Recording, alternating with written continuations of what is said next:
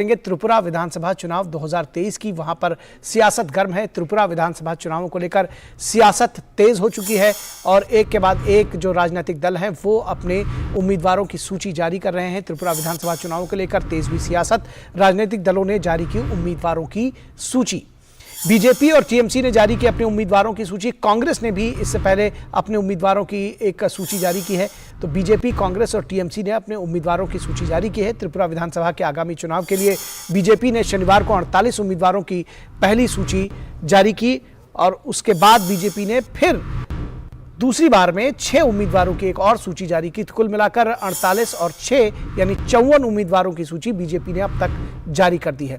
त्रिपुरा के मुख्यमंत्री माणिक साहा को टाउन बोरदोवाली से भाजपा का प्रत्याशी बनाया गया है। तो मुख्यमंत्री माणिक साहा टाउन बोरदोवाली से बीजेपी के प्रत्याशी हैं। बीजेपी ने आम आदमी के बीच में यानी आम लोगों के बीच में काम करने वाले कार्यकर्ताओं को टिकट देने में तरजीह दी है।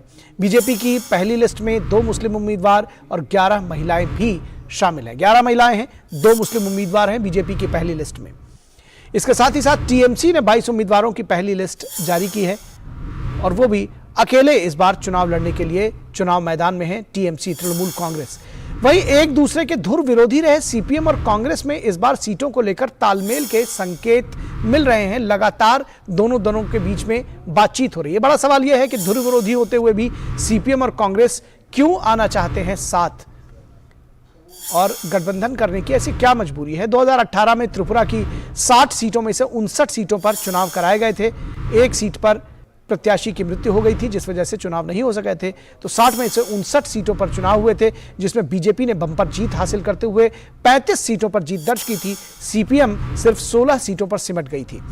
बीजेपी की सहयोगी party indigenous people's front of Tripura ने 8 सीटों पर जीत का परचम लहराया था। तो एक कंफर्टेबल मेजॉरिटी, शानदार जीत बीजेपी और उसके सहयोगी दल ने की थी। त्रिपुरा में कभी बीजेपी का एक भी विधायक नहीं था लेकिन उसने अपने शानदार प्रदर्शन से विरोधियों को चौंकाया था। त्रिपुरा चुनाव के लिए अधिसूचना 21 जनवरी को जारी हो गई है। आज नामांकन की अंतिम तारीख है। आज नामांकन का अंतिम दिन है।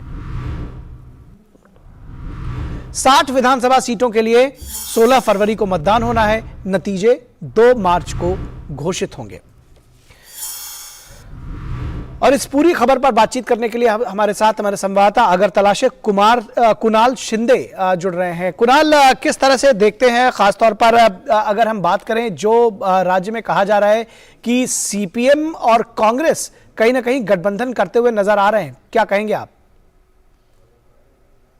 जी, आपने जैसे सही कहा कि कांग्रेस और सीपीएम एक दूसरे के साथ गठबंधन तो कर रहे हैं, पर देखने वाली बात काफी सरप्राइजिंग यह है कि सीपीएम 47 सीट्स पे लड़ रही है और कांग्रेस 13 सीट्स पर लड़ती है और 4 सीटों पर ये दोनों आमने सामने होंगे। तो एक तरह से अगर कहा जाए कि अलायंस तो कर रहे हैं पर आमने सामने भी आ रहे हैं, मतलब कहीं ना कहीं टकराव भी है इन दोनों के बीच, इन दो पार्टियों के बीच में। और आज जैसे आपने कहा कि नामांकन का आखिरी दिन है, आज सभी पार्टी के जो उम्मीदवार है अपनी पर्ची भर रहे हैं, मतलब नॉमिनेशन पेपर्स फाइल कर रहे हैं। अगरतला में जो राजधानी है त्रिपुरा की, यहाँ पे बहुत ज्यादा फेवरेट स्पीच अटेंड किया है।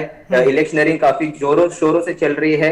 बड़े बड़े प्रोसेशंस निकाले जा रहे हैं और यही कुछ पिक्चर अलग डिस्ट्रिक्ट में भी है, अलग जहाँ पे अपने जो कांग्रेस, फिर बीजेपी, टीएमसी के उम्मीदवार अपना मतलब नॉमिनेशन पेपर फाइल कर रहे हैं। कुणाल, एक सवाल और आपसे जिसका संक्षेप में जवाब चाहेंगे कि क्या बीजेपी का जो वहां पर परचम है वो इस कदर हावी है कि धुर विरोधी रहे हैं सीपीएम और कांग्रेस और वो हाथ मिला रहे हैं, भले ही वो 4 सीटों पर एक दूसरे के आमने सामने हैं, लेकिन इस मजबूरी में को किस तरह से देख रहे हैं आप?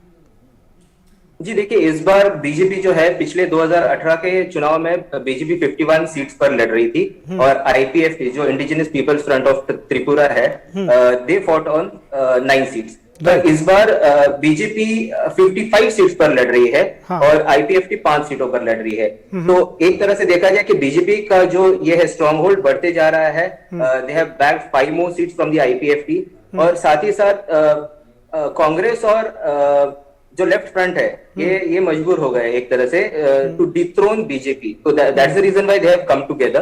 तो ये बीजेपी का जो एक्सपांशन जो हुआ है इस स्टेट में, so that is the primary reason why Congress and left have come together against BJP and IPFT. जी चलिए, बहुत शुक्रिया इस तमाम बातचीत और जानकारी के लिए कुणाल। आपने बहुत ही कम समय में, जिसको कहते हैं गागर में सागर भरना, आपने बहुत कम समय में त्रिपुरा की राजनीति के बारे में जो अपडेट्स है वो दिए। और फिलहाल अब वक्त है देश हित का।